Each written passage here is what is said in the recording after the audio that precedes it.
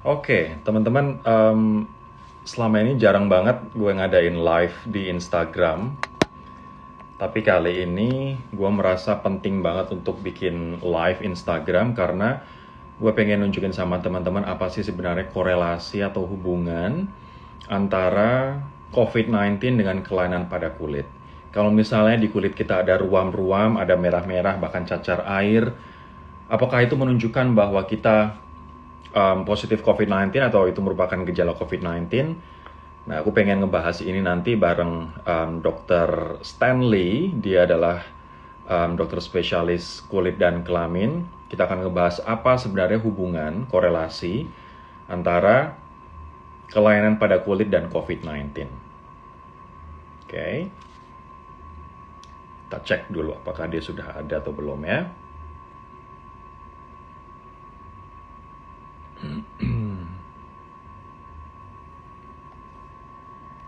Nah, teman-teman nanti gue juga akan menanyakan kepada Dr. Stanley macam-macam soal COVID-19 ini. Teman-teman juga bisa gabung untuk bertanya.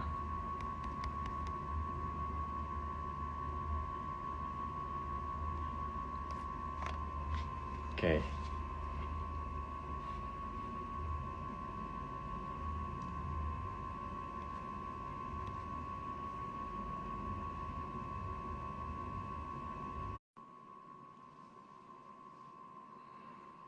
Kita tunggu dulu ya. Halo Dr. Stanley, apa kabar? Halo, malam Mas. Malam dok, sehat kabarnya? I'm good, I'm good. Sehat-sehat. You are good. Mas Dodi Glad to gimana? hear that you're good. Sehat mas. Tadi sempat olahraga dulu pagi. Iya ya, aku lihat. Aku selalu mengikuti Instagram, apa namanya, Instastory-nya Mas Rory kan, Iya, iya, thank you. olahraga. Tadinya awalnya males-malesan, tapi ya udahlah, kita coba deh. Tapi aku sekarang punya message lain mas. Jadi selain kita tetap positif dengan olahraga, aku tuh pengen nunjukin bahwa ini pandemi belum selesai, so stay at home. Banyak gym yang udah buka, mungkin di luar Jakarta, tapi kalau bisa hindari gym-gym itu karena kita nggak tahu resikonya. So stay at home, workout at home. Jadi Iya, aku mau buka dulu ya Mas Stanley untuk ini teman-teman yang di Instagram yang udah gabung. Jadi ini adalah satu dari sedikit banget kesempatan sebenarnya aku IG live. Aku yang bikin gitu. Sedikit banget aku bikin IG live, but this is special case. Jadi teman-teman, seperti yang tadi aku kasih tahu, kita akan ngebahas soal korelasi antara kelainan pada kulit dengan COVID-19. Apakah kalau misalnya kita merasa ada kelainan pada kulit, terus langsung kita bisa menyimpulkan bahwa kita positif COVID-19?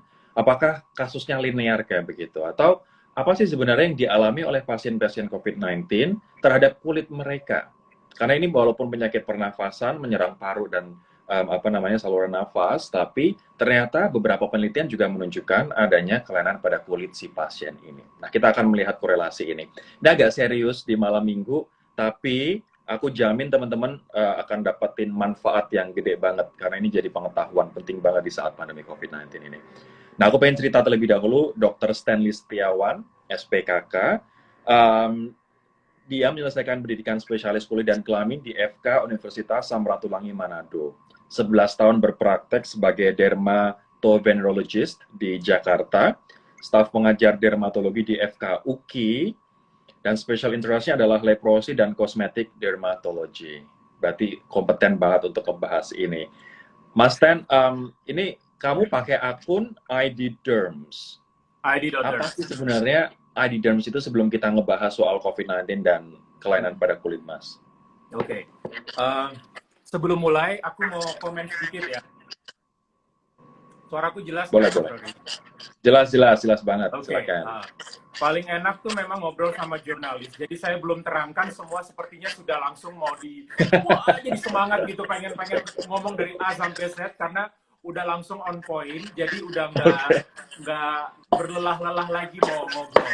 Ya, Terus ya. kedua, kan I mau lanjutan sedikit yang tadi I cerita tentang mengikuti apa namanya your gym ritual di rumah kan. Hmm, Semua hmm. I contoh bisa loh ya, bukan nggak bisa.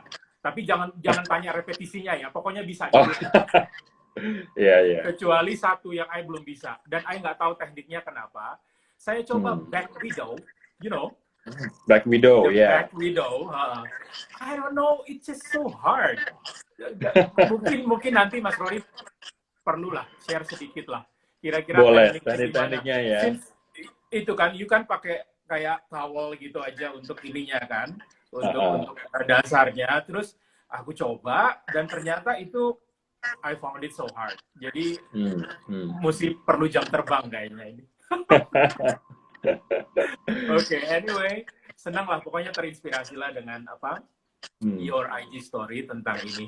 Oke, kita kembali ke ID Derms. Jadi gini Mas Rory, ID Derms itu satu wadah ya, wadah di mana kita beberapa teman spesialis kulit juga merasa bahwa di masa pandemik ini kita berbuat sesuatu yuk yang berguna, bermanfaat, dan juga bisa menginspirasi orang, dan juga memakai platform digital yang saat ini memang sebaiknya kita pakai untuk sesuatu yang baik. Nah, yang kami punya itu adalah ilmu tentang kesehatan kulit, kelamin, penyakit menular seksual, HIV/AIDS, dan kosmetik medis. Ya. Dan kita mau berbagi ke masyarakat dalam bahasa yang sederhana, in a fun way, tetapi sangat ilmiah dan kredibel. Oke, Dr. Sam, sorry. Tadi ada yang minta volumenya dinaikin. Coba kita naikin dulu. Oke. Nah. Alright. Cukup jelas? Ya, jelas banget sekarang. Much better. Terus? Jadi kita pikir ya udahlah kita pakai platform yang ada saat ini.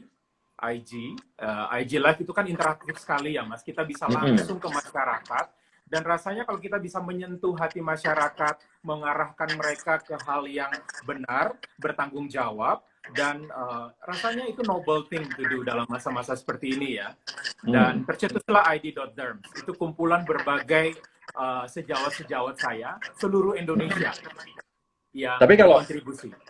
Oke, tapi kalau dokter biasanya kan ID, terus kemudian nggak turunannya spesialis-spesialis. Ini artinya resmi secara nasional seluruh wadah spesialis kulit dan kelamin, atau ini sebenarnya untuk millennials aja? Sebenarnya sih bukan untuk kelompok tertentu, Mas. Ini untuk semua. Karena kan pengetahuan tentang kulit itu kan mulai dari bayi baru lahir sampai manula ya. Jadi itu akan sangat bermanfaat bagi semua elemen atau level yang ada, atau kelompok-kelompok umur yang ada. Tetapi sebenarnya kita ini anggota resmi dari Perhimpunan Dokter Spesialis Kulit dan Kelamin Indonesia sendiri. Oke. Jadi ini lebih, kalau saya sih lihat mungkin lebih interaktif, lebih muda, lebih kekinian gitu ya. How to reach millennials dan anak-anak muda.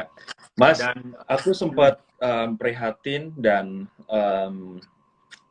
miris sebenarnya. Kasus COVID-19 di Indonesia ini udah tertinggi di Asia Tenggara, 45.000 sekian. Tingkat kematiannya pun salah satu yang tertinggi di dunia.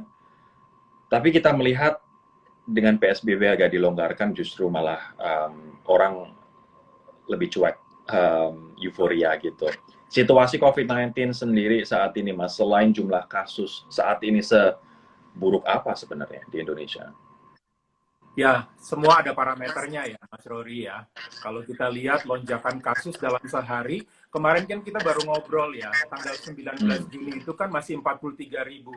And then today I'll update you tentang jumlahnya itu udah 45.000 sekian, which is hari ini saja bertambah kurang lebih sekitar 1.200-an. Nah, ini bukan sesuatu yang bisa dianggap angin lalu atau biasa-biasa saja, tetapi ini menjadi concern kita bersama, bahwa ini sesuatu yang sedang berlangsung dan tidak main-main. Artinya ya, kita mesti meningkatkan kesadaran bahwa menjaga kesehatan, mencoba juga untuk tidak menjadi euforia dengan keadaan yang saat ini ada, tetapi tetap berjaga-jaga karena ini belum selesai, masih panjang. Belum juga ada sedikit kelegaan, kelonggaran, atau apapun itu namanya, sehingga kita bisa dengan bebas melakukan banyak hal yang kita suka.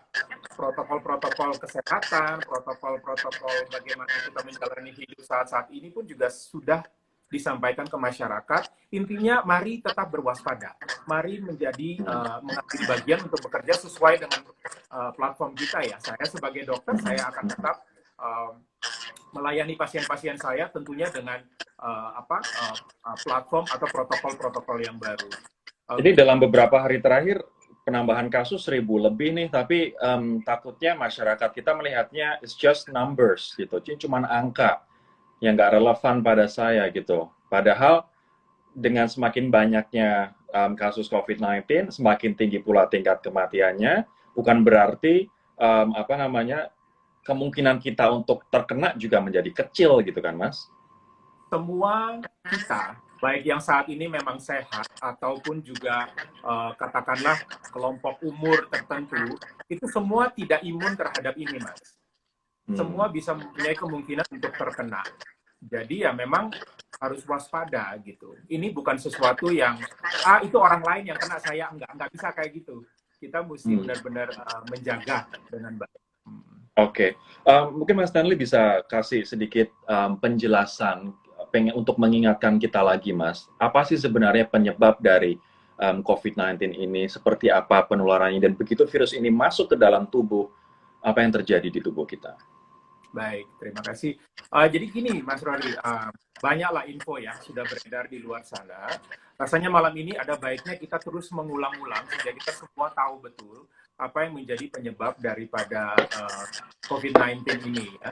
Nah, pada saat ditemukan di China, kemudian merebak menjadi pandemik di seluruh dunia, penyebab daripada COVID-19 ini adalah SARS-CoV-2 yang kedua, ya.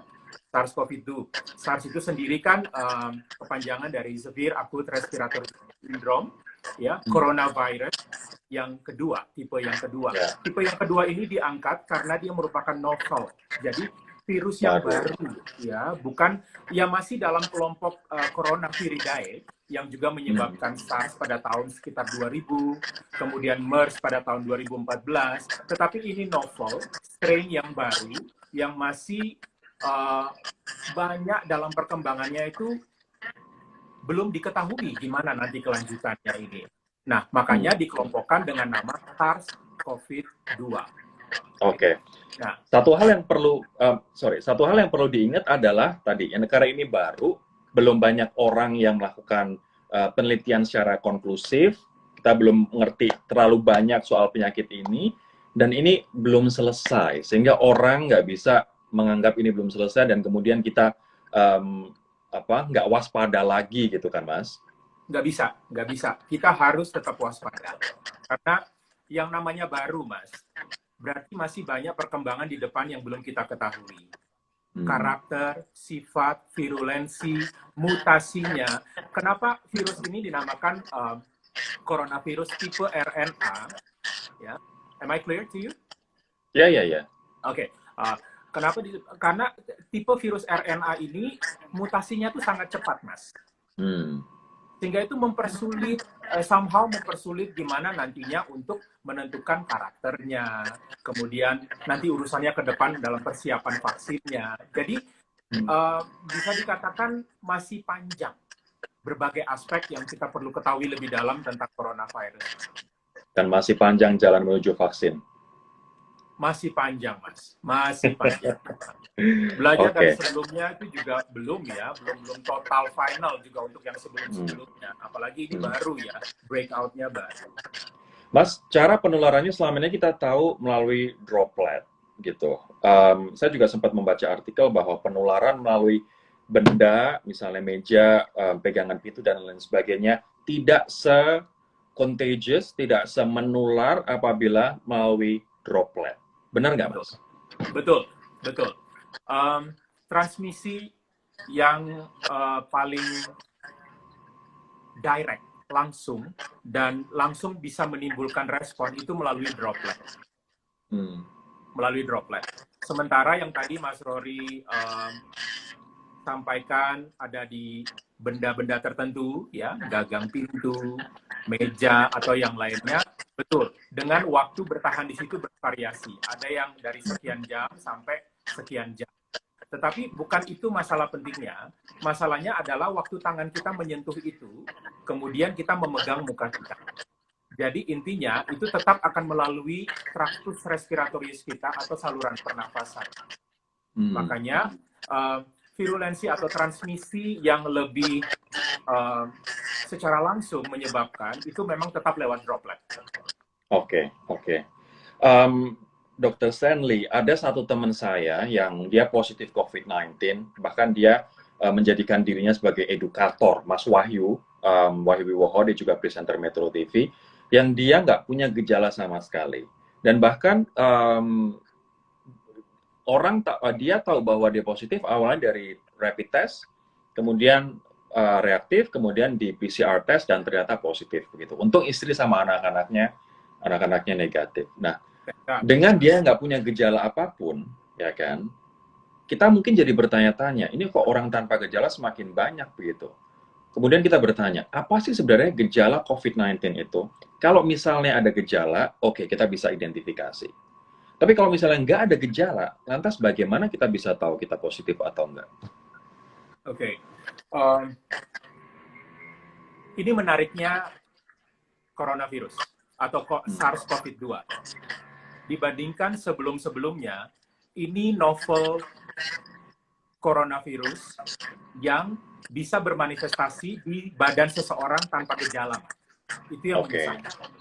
Makanya sekarang itu banyak istilah yang menyebutkan OTG atau orang tanpa gejala atau asimptomatis, tidak ada gejala sama sekali. Nah, itu karakter daripada virulensi daripada virus ini. Kemudian gejala banyak, Mas. Gejala itu mimicking kayak flu-like symptoms ya, mulai dari sakit tenggorokan, demam, sakit kepala, nyeri otot, berkurangnya penciuman, berkurangnya gastrointestinal ya, pencernaan kita juga bisa kena, nyeri-nyeri badan. Jadi memang gejalanya seperti itu. Banyak ya. Banyaknya seperti itu. Tetapi ya itu tadi menariknya daripada SARS-CoV-2 ini, kadang asimptomatik, tidak terdeteksi, tidak bergejala ini. Kalau itu tadi adalah gejala-gejala awal, gejala akutnya atau gejala akhirnya, yang biasa kadang-kadang orang atau banyak orang nggak bisa bertahan, pneumonia. Pneumonia itu satu inflamasi berat yang ada di paru-paru, yang terjadi karena respons peradangan yang timbul dari tubuh kita melawan daripada virulensi daripada virus itu sendiri. Oke. Ada beberapa kondisi atau istilah. Sorry, suara saya katanya kurang enak. Bentar ya, Mas. Oke, let me check. How do I sound? Bentar ya, ini banyak banget yang ngomong tadi suaranya bergema, kita perbaiki dulu. Oke, apa ini cukup jelas, Mas? Kalau aku sih jelas, cuman teman-teman banyak yang bilang suaranya bergema. Coba kalau misalnya pakai Bluetooth, ada nggak, Mas? Lupa gue. Nggak ada. Ya udah, nggak apa-apa. Teman-teman, oke, ini IG Live, bukan Netflix. So, what do you expect? Kadang-kadang kita nggak Sorry ya. Kadang-kadang kita nggak bisa benar-benar smooth. Tapi moga-moga teman-teman bisa tetap dapat esensinya ya. Ya mungkin agak-agak kurang nyaman, tapi tahan-tahan lah. 45 menit gitu. The information is very important at this stage, ya kan? Oke, nggak apa-apa Mas Stanley. Saya akan lanjut ke pertanyaan selanjutnya ya. Masa inkubasi, selama ini kita tahunya 14 hari, mulai dari karantina sendiri dan sebagainya. Tapi bisakah sebenarnya COVID-19 ini masa inkubasinya lebih cepat? Hanya 2 hari misalnya, 3 hari misalnya? Begitu kita kena, kita langsung merasakan gejala gitu? Bisa. Jadi sebenarnya masa inkubasi itu antara 2 sampai 9 hari. Rata-rata 5 hari, Mas. Oh, rata-rata 5 hari, cepet banget ya? Rata-rata 5 hari. Artinya begitu kita mendapat virus itu dari orang lain, 5 hari kemudian kita langsung mengeluarkan gejala, Mas? Bisa. Itu memungkinkan sekali, Mas Rory. Jadi saat gejala muncul itu pun juga kan ada kategorinya ya. Ada yang mild, ada yang moderate, ada yang severe. Nah, itu tergantung nanti bicara luas atau bicara lebih jauh tentang imunitas daripada orang itu sendiri. Oke. Organ apa sebenarnya yang diserang oleh SARS-CoV-2 ini? Oke, kalau berbicara soal organ, karena ini coronavirus ini sesuatu yang baru, SARS-CoV-2 ini sesuatu yang baru. Jadi dari hari ke hari itu semakin banyak perkembangannya, ya. Nah, tadinya kita merasa kita diinfokan banyak menyerang ke area paru-paru, right? Yep. Tapi ternyata sampai terakhir jurnal yang saya baca itu bisa menyerang ke multiple organ. Wow. Walaupun pertama paling banyak itu memang paru-paru. Itu nanti ada penjelasannya sendiri. Kenapa paru-paru yang lebih utama, gitu ya, Mas. Oke. Tetapi ternyata multiple organ juga bisa ya, ke jantung, ke ginjal, kemudian ke saluran pencernaan, banyak. Sampai ke kulit yang akan kita bicarakan malam ini. Virusnya kurang ajar banget nih, suka melebar kemana-mana gitu, nggak fokus gitu. Nggak fokus, Mas. Galau kayaknya. Oke, Mas. Tapi kalau misalnya kita melihat organ ada paru-paru, saluran cerna, ginjal, pembuluh darah, apakah virus ini juga bisa merusak? Kalau paru-paru jelas ada flek-flek ya kan. Kalau misalnya jantung, ginjal, dan lain sebagainya, apakah dia juga bersifat merusak sehingga kita misalnya gagal jantung, gagal ginjal, gagal hati? Bisa aja, Mas. Karena inflamasi yang berat bisa terjadi, bisa sampai ke titik di mana multiple failure organ atau multiple organ failure. Wow, sampai separah itu ya. Nah, saya beberapa waktu yang lalu juga sempat membaca bahwa ada manifestasi atau ada kaitannya antara COVID-19 ini dengan penyakit kulit. Tapi kemudian yang ada di kepala saya, Mas, ini kayak telur dan ayam. Siapa yang muncul duluan? Apakah penyakit kelainan kulitnya dulu, baru bisa kita menyimpulkan, wah, jangan-jangan gua COVID-19 nih. Atau kita amit-amit ya, terinfeksi COVID-19 dulu, baru kemudian setelah beberapa hari masa inkubasi, kelainan kulit baru muncul. Ini sebenarnya duluan mana, dan apakah ada kaitannya antara COVID-19 dengan kelainan kulit? Ya, kaitannya ada. Justru itu malam ini kita mau bicara, mau ngobrol untuk kasih tahu ke sahabat ID Derms, kepada masyarakat semua, bahwa memang ada hubungannya. Cuman ya, gampangnya gini, Mas Rory. Kalau dulu misalnya ada seseorang diare, which is juga menjadi ciri daripada salah satu ciri dari COVID sekarang, belum tentu dulu tuh dia udah kena COVID. Jadi nggak begitu. Gitu. Oke. Nah, kemudian dari seluruh dunia di disiplin ilmu saya sampai per Juni ini itu ada kurang lebih 160 jurnal yang dikumpulkan dari seluruh dunia yang menemukan gejala kelainan kulit pada pasien-pasien yang dirawat dengan COVID-19. Contohnya apa itu kelainan kulitnya? Contohnya, have you got my slides di ini? Oh ya, kita keluarkan. Ya. Sebentar. Ini di albumku gambarnya spray semua, biasa soalnya jual tukang spray. Let me get your slide sebentar ya. Take your time. Oke, kita langsung ke slide berapa, Dok? 1, 2, 3? Mungkin langsung ke slide 3 aja kali ya, Mas Rory. 3 aja. There you go. Oke, ini agak kecil. Ini ada beberapa manifestasi kulit ya, mulai dengan rash ya, atau bercak atau ruam kemerahan atau titik-titik kemerahan di badan seseorang. Kemudian juga ada yang bentuknya seperti biduran, Mas Rory, atau kaligrafi. Ini ditemukan di ini ya, Thailand, Italia nih. Yes, jadi 160 artikel yang tadi saya sampaikan itu dari berbagai negara di dunia ini dan mereka melaporkannya. Nah, dari Asia itu ya tentunya dari China juga dan dari Thailand. Oke. Nah, terus ada juga berbagai macam bentuk yang lain yang mungkin nanti kita akan lebih jelas melihat di slide yang setelah ini, Mas Rory. Boleh saya keluarkan sekarang, Dok? Yes, for sure. Nah, ini dia. Wow. Oke. Jadi ini gejala kulit yang ditemukan pada pasien COVID, ya, pada pasien yang dirawat.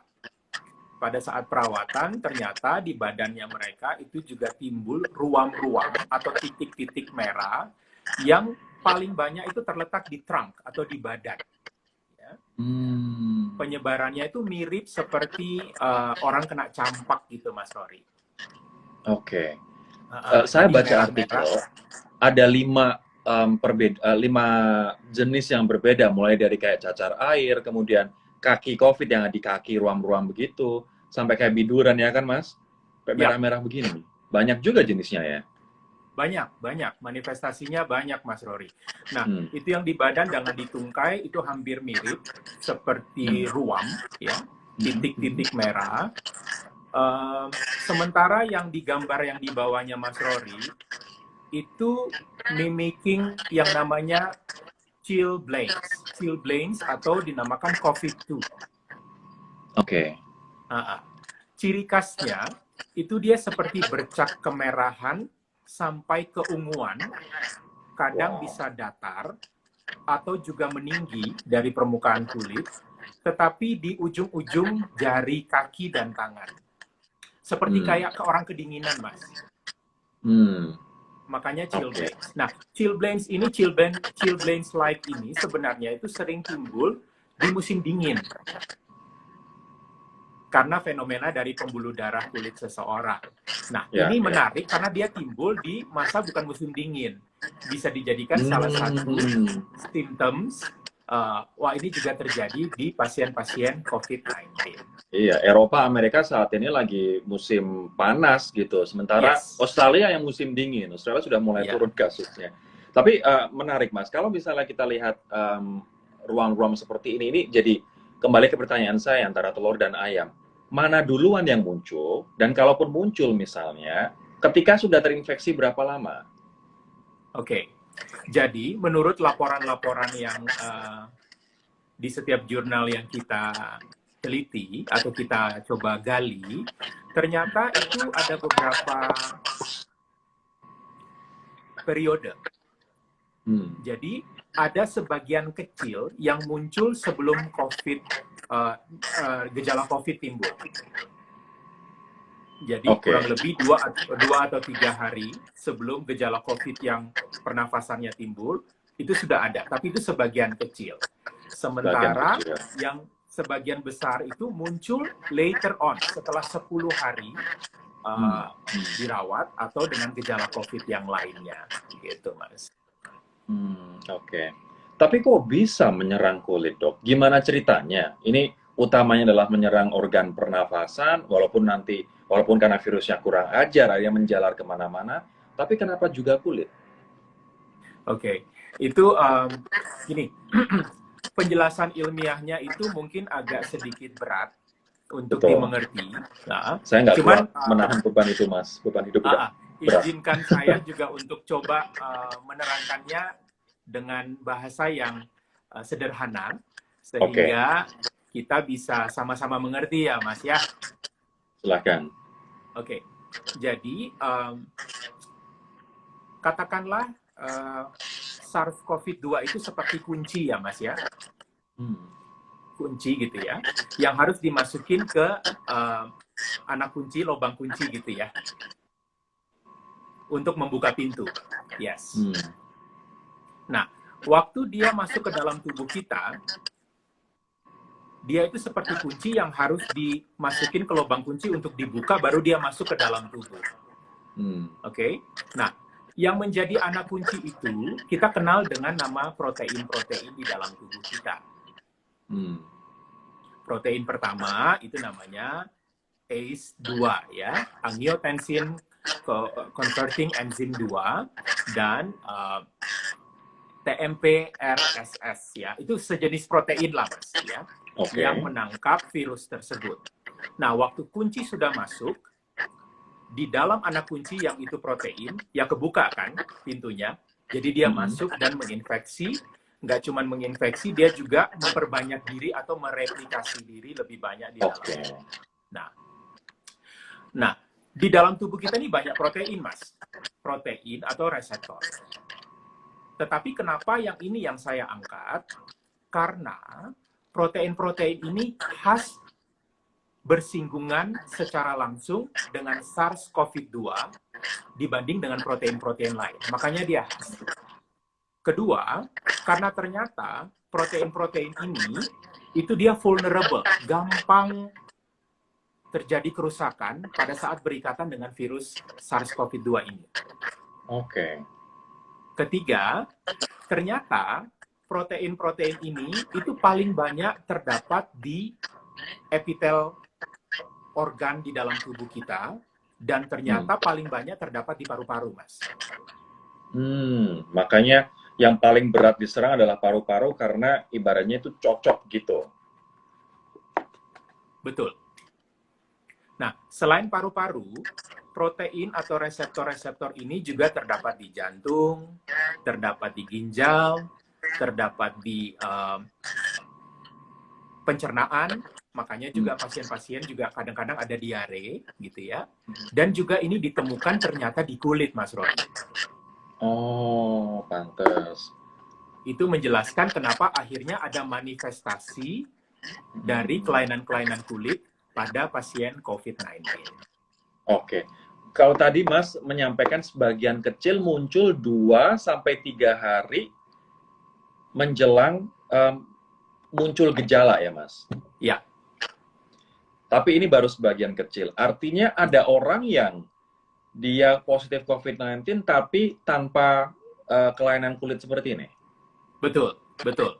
Jadi kembali lagi ke protein ini, ya, ada beberapa orang. Jadi jumlah protein atau reseptor ini di badan setiap orang itu tersebar memang di seluruh badannya, tapi jumlahnya di setiap organ nggak sama, Mas. Jadi responsnya terhadap virulensi daripada corona ini pun juga menjadikannya nggak sama. Jadi ada orang yang memang over responsif, ada juga yang tidak. Jadi tidak mutlak gitu, Mas.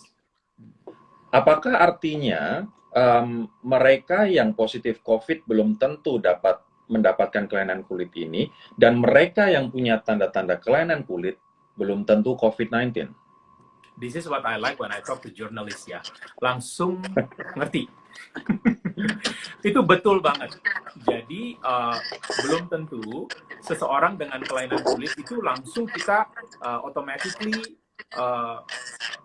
mengkategorikan, oh ini pasien COVID, atau sebaliknya, gitu, Mas.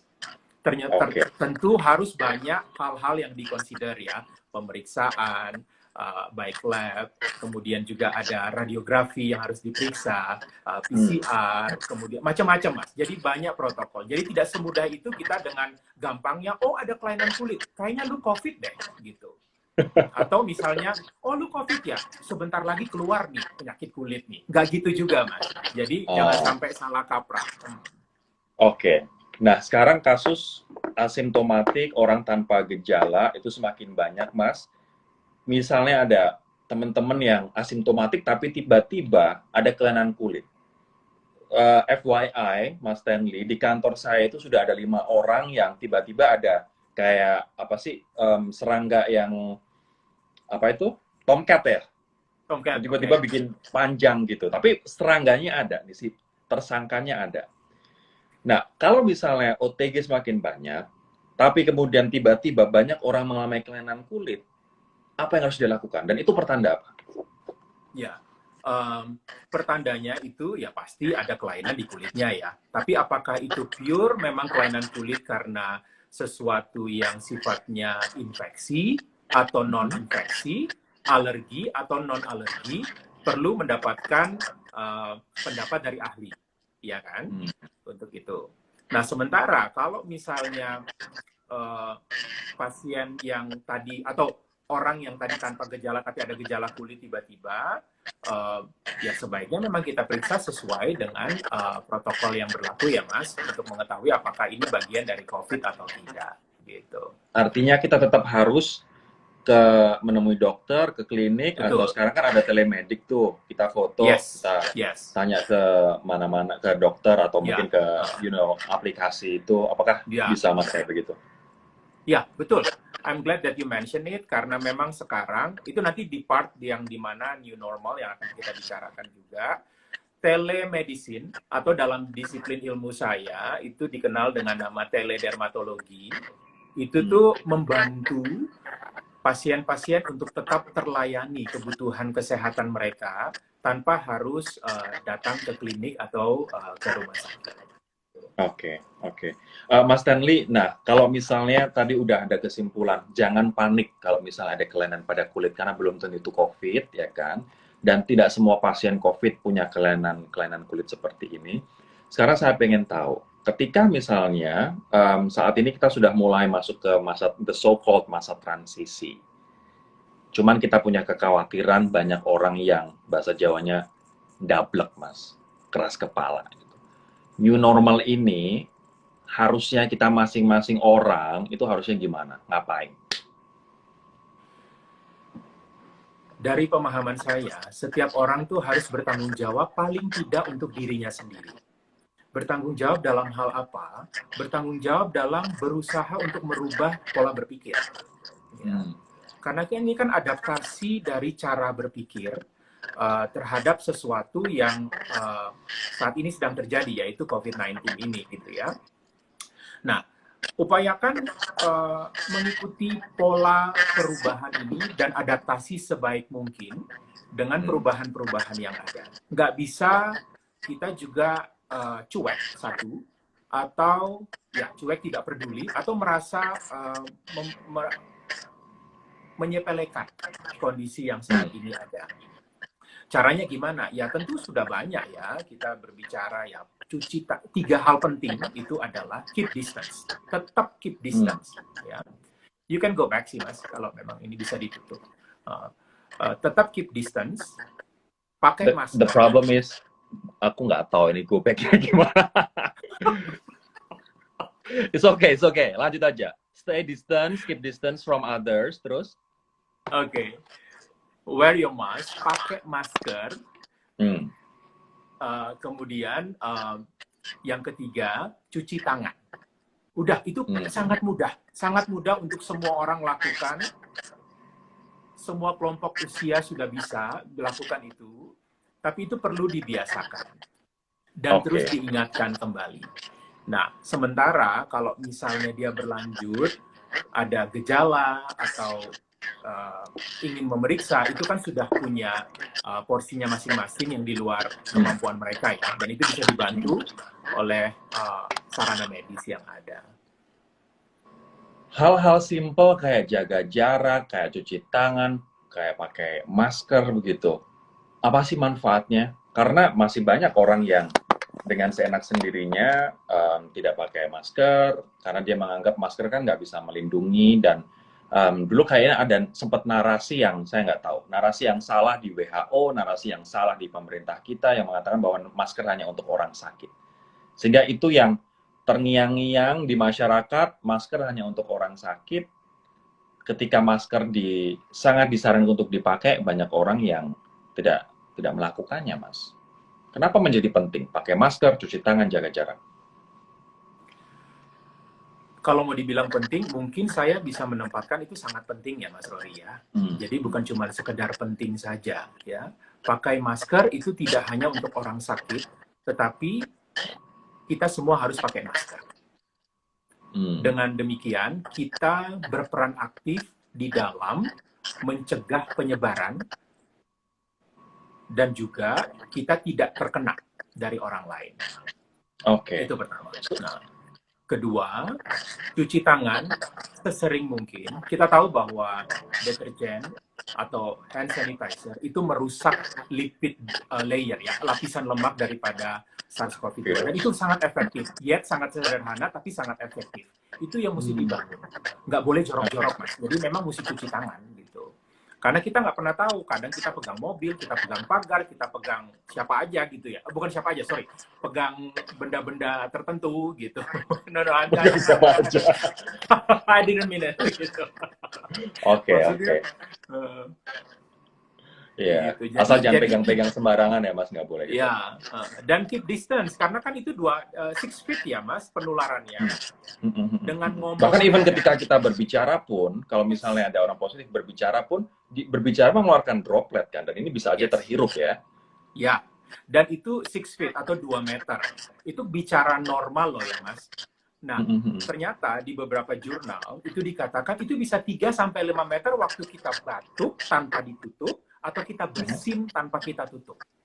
Oke, jadi teman-teman kalau kita batuk jangan langsung nyembur, tapi kita tutupin dan kita pakai Ya. masker. Karena berarti pakai Batuknya, masker selain melindungi diri sendiri, juga melindungi orang lain kan? ya, betul. Aku ada tagline nih dari apa namanya gerakan, aku lupa, gerakan pakai masker, tapi ini global. By wearing mask, I protect you, you protect me. Totally. Oke, Mas. Kalau misalnya sekarang kemarin sempat jadi masalah nih, banyak orang yang mengeluh, aduh aku nggak berani ke dokter karena kita tahu kan banyak dokter yang jadi korban karena ternyata pasiennya COVID-19. Terus padahal aku sakit gigi, aku butuh ke dermatologis, aku butuh misalnya perawatan kulit atau ada kelainan kulit, aku juga butuh ke sana begitu. Nah, di saat transisi ke new normal seperti ini, SOP-nya kayak gimana, Mas? Ya, kaskadenya untuk setiap disiplin ilmu mungkin ada beberapa variasi ya, Mas Rory ya. Tapi I would say di dalam bidang saya di dermatologi, kita menyediakan sarana yang namanya teledermatologi. Jadi kalau nggak emergency sekali, pasien-pasien atau calon pasien atau siapapun yang mau berkonsultasi bisa menggunakan fasilitas tersebut. Teledermatologi itu litigasinya sudah jelas, Mas. Ada undang-undangnya. Ini berarti gimana nih? Kita foto apa yang sakit, apa yang bermasalah, kita kirim ke dokternya gitu. Betul. Bisa melalui chat atau percakapan ya, kemudian kirimkan foto atau live talk kayak kita lakukan sekarang. Jadi kayak teleconference gitu, Mas. Artinya kita sekarang kalau nggak terpaksa banget, nggak usah ketemu dokter karena sama-sama menjaga keselamatan masing-masing, tapi bisa dengan chat atau bisa dengan kita memfoto kondisi dari yang bermasalah begitu ya, Mas ya. Dan Mas Rory, di id.derms itu ini kan episode 33 ya. Nah, kalau saya nggak salah itu di episode ketiga kita sudah pernah ulas tentang teledermatologi. Jadi misalnya para sahabat yang memang nanti mau lebih detail lagi, Dr. Yuda sempat membawakan. Oke. Ini sudah ada pertanyaan yang masuk, Mas. Selain komen yang macam-macam, selain komen juga yang menarik, lucu-lucu buat dibaca, ini ada pertanyaan. Ada dari Friendly Wirajaya. Apakah perlu pasien melakukan rapid test sebelum melakukan tindakan estetika? Rapid test itu bisa saja dilakukan ya untuk menjaga ya. Kalau bisa sih saya sarankan untuk dilakukan karena kita saling menjaga lah ya, Mas ya. Untuk saya sebagai pekerja medis atau insan medis, dan saya dengan melakukan tersebut juga saya menjaga pasien saya gitu. Oke. Artinya rapid test dulu sebelum kita ke dokter kulit, dermatologis. Tapi biasanya dokter kulit juga menyediakan sekaligus fasilitas rapid test itu nggak, Mas?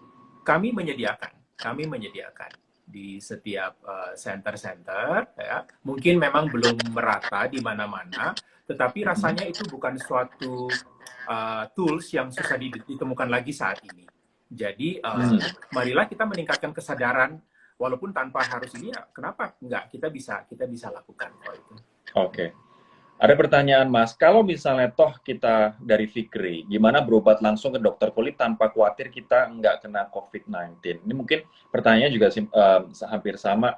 Gimana caranya dokter kulit dan juga kita, ketika kita misalnya melakukan perawatan kulit begitu, agar sama-sama terhindar dari COVID-19? Apakah keduanya pakai APD kah, atau dokternya APD, atau ada kayak pembatas begitu? Ya. Gimana, Mas? Biasanya kalau di pasien kan mungkin waktu datang kan mereka nggak pakai APD, Mas. Atau mereka, ya paling nggak mereka sudah pakai masker, itu sudah sangat baik ya. Pasti, harus sangat baik ya. Dan juga tidak diharapkan untuk pasien pakai APD gitu. Biar APD untuk tenaga medis saja lah gitu ya. Tetapi untuk kita di dermatologi, organisasi kita yang tadi saya mention, Perdoski itu, kita sudah membuat kelompok-kelompok, kira-kira pada kelompok mana saja kita pakai tipe APD yang seperti apa gitu. Dalam praktek kita sehari-hari itu ada pembagiannya, Mas Rory. Jadi misalnya kalau kita hanya konsultasi, mungkin kita pakai APD yang level 1 gitu. Kemudian nanti tindakan itu ada APD level 2. Kemudian semakin lebih lengkap lagi untuk disesuaikan dengan kompetensi tindakan yang lebih advance gitu, Mas. Tapi ini tidak akan mengganggu supply APD untuk tenaga medis yang ada di Ground Zero, kan? Saya rasa sih enggak, Mas. Saya rasa enggak. Oke. Malah menurut saya ini juga berperan aktif ya untuk paling enggak kita semua aman, ya, kita semua sehat, ya, dan saya menjaga diri saya juga menjaga pasien saya. Oke. Dok, ini ada pertanyaan tapi agak di luar dermatologis, nggak apa-apa ya, Dok? Yes.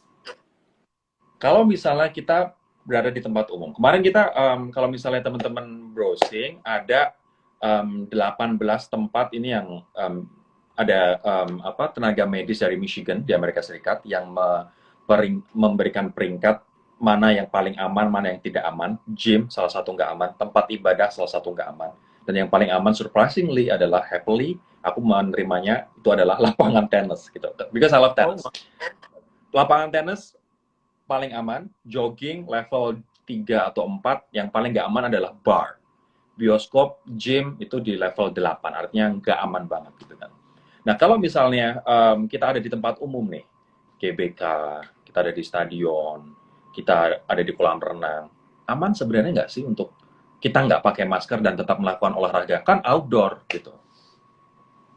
Ya, kalau kolam renang saya bisa komen, karena kolam renang dari beberapa tulisan itu termasuk aman, karena pada di dalam kolam renangnya ya Mas ya, kolam renang yang terjaga dengan baik, chlorinated dengan baik, itu aman. Nggak kenapa-kenapa.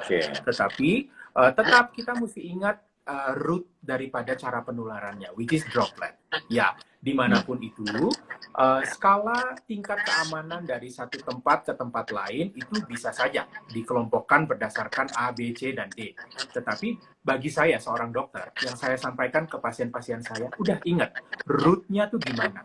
Ya, droplet kan, tetap keep your distance gitu. Memang agak susah ya untuk saat ini.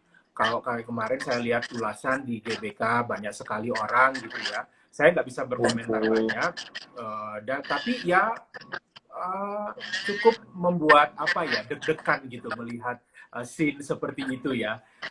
Tapi selama setiap para sahabat kita atau siapapun itu bisa mempraktekkan jaga jarak, kemudian juga protokol yang lain, mudah-mudahan tidak kenapa-kenapa gitu. Oke, artinya sebenarnya intinya adalah jaga jarak ini karena penularannya adalah melalui droplet, sehingga pun kalau di tempat umum atau olahraga outdoor tetap bisa menularkan kalau misalnya kita berdekat-dekatan, ya kan Mas? Yang penting adalah jaga jarak. Walaupun outdoor, walaupun di stadion, walaupun di jalanan, walaupun sepedaan bareng, kita tetap harus jaga jarak. Apalagi di kendaraan umum. Terus foto-foto yang bareng-bareng dengan lepas masker, stop. Sebaiknya saat ini adalah saat di mana kita merubah dan adaptasi untuk suatu perilaku yang baru gitu ya. Sesuatu yang menunjukkan bahwa kita tuh juga peduli, bukan terhadap diri kita saja, tapi juga terhadap orang lain gitu. Iya, soalnya banyak ini Mas, influencer dan juga public figure yang masih aja foto-foto dan bahkan gym dan posting-posting itu kan secara nggak langsung mereka menginfluence dan orang-orang jadi terpengaruh, mencontohkan untuk melakukan hal yang sama. Ini bukan saatnya untuk kumpul-kumpul dulu, bukan saatnya untuk foto-foto rame-rame dulu ya. Dokter Stanley terakhir, ikut tutornya Mas Rory aja, olahraga di rumah. Olahraga di rumah itu yang udah paling aman ya, olahraga dan masak di rumah. Terakhir Dokter Stanley, gitu ya. Apa yang pengen disampaikan nih ke teman-teman yang sampai saat ini tetap ngikutin? Ini udah hampir 1 jam, tapi mereka tetap ngikutin loh. Ya, oke. Pertama, terima kasih untuk Mas Rory. Thank you banget, karena ini menurut saya sangat bermanfaat. Ilmu yang bisa kita share kepada semua sahabat itu, saya rasa berguna buat semua. Kemudian yang kedua, situasi COVID-19 yang disebabkan oleh SARS-CoV-2 ini belum selesai. Ya. masih panjang ke depan, dan mari kita saling menjaga. Menjaga dengan arti, mari lakukan semua protokol kesehatan yang sudah disampaikan buat kita dengan benar, baik dan benar. Gitu ya. Oke. 3 hal utama yang penting adalah pakai masker, cuci tangan, social distance. Kemudian terkait dengan apa yang kita bicarakan malam hari ini, kelainan kulit yang mungkin bisa saja timbul itu belum serta-merta itu COVID-19. Atau seseorang yang dengan diagnosis sebagai seorang COVID-19 harus ada kelainan kulit. Itu enggak seperti itu. Jadi pesannya yang mau disampaikan tidak seperti itu gitu. Nah, kemudian ya memasuki era new normal ini, mari mempunyai pikiran yang terbuka, pikiran yang beradaptasi lah dengan hal yang kita kan berdampingan nih dengan kondisi yang masih tidak menentu ini, Mas. Rasanya perlu ada perubahan dari diri kita sendiri. Oke, pakai masker, yang jelas jaga jarak, cuci tangan, ya kan Mas? Begitu nyampe rumah, pakaian dicuci, dibungkus plastik atau langsung masuk mesin cuci, kita langsung mandi, dan nggak ada lagi kumpul-kumpul dulu, lagi tanpa masker. Thank you banget, Dr. Stanley, atas waktunya dan juga penjelasannya. Ini aku yakin bermanfaat banget buat menambah pengetahuan teman-teman. Karena oke lah, kita boleh bored, boleh bosen gitu dengan berita soal COVID lagi. Tapi bosennya kita pada berita COVID bukan jadi alasan kita buat melonggarkan, ya kan? Kewaspadaan kita. Setuju kan, Dok? Setuju. Dan ini bukan cuma tantangan di Indonesia, ini seluruh dunia, Mas. Jadi ya, marilah sebagai warga dunia, ya kita juga ikut ambil bagian untuk berpartisipasi ya, melakukan yang baik. Dr. Stanley, thank you banget. Waktunya. Makasih banget ya Mas Rory ya. Makasih sama-sama. dari Perdoski, dari semua kita great journalist. Makasih. Thank you banget teman-teman yang udah ngikutin dari tadi jam 8. Semoga bermanfaat. Tetap lakukan protokol kesehatan. Kita udah apal, mau disuruh ngapain aja, pakai hand sanitizer, cuci, pakai sabun, pakai masker. Sudah apal, tapi itu untuk dilakukan, bukan cuma untuk mengamalkannya, kan? Harus diamalkan. Thank you banget ya, Dok. Salam buat teman-teman di ID Derms. Bye-bye, guys. Thank you.